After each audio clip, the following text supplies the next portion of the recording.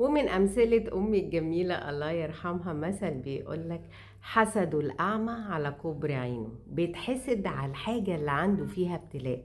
سبحان الله. بس يا مشمش قطي بينونو على الصبح، ما علينا. عايز يشارك معايا الفيديو. المهم أنا الفيديو ده بعمله علشان حصلت لي حاجة كده من يومين، غريبة، يعني غريبة الشكل والأطوار الحقيقة، يعني بالنسبة لي تعتبر غريبة جديدة عليا يعني. في العموم يعني أنا الحسد مؤمنة بيه، ويعني مذكور يعني في القرآن. ولكن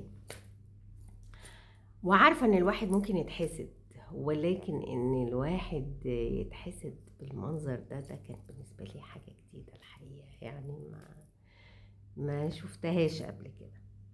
اتقال لي في وشي كده، في وشي: احنا بنحسدك على ثباتك الانفعالي قدام المشاكل وقدام المصايب، مش بنحسدك. يا ريتها اتقالت كده: وانتي لما بيبقى عندك حاجة بتبتسمي كده وبتتقبليها بقلب رحب كده وعادي، مش فارقة معاكي، ثابتة كده. ولوكلوك كده كتير كتير. انا من هول الموقف بالنسبة لي زي ما بيقولوا قعدت اضحك. الواحد الحمد لله يعني عنده يقين في الله سبحانه وتعالى، وعنده إيمان إن رب الخير لا يأتي إلا بالخير، وعنده رضا، وعنده هدوء كده وراحة نفسية وقبول للي بيحصل له. فإنك أنت تتحسد على إنك أنت عندك ابتلاء، إنك أنت تتحسد على إنك أنت عندك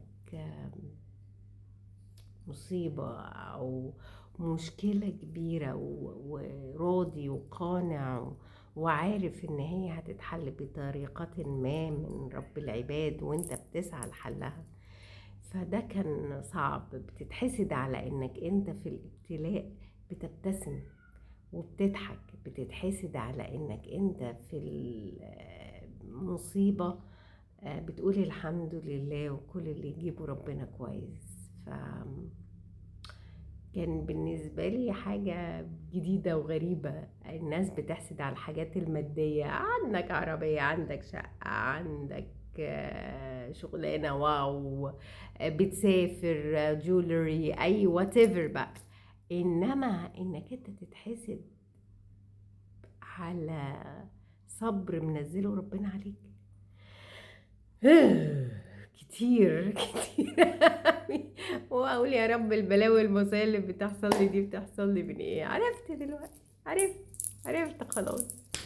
وشكرا وصباحكم جميل.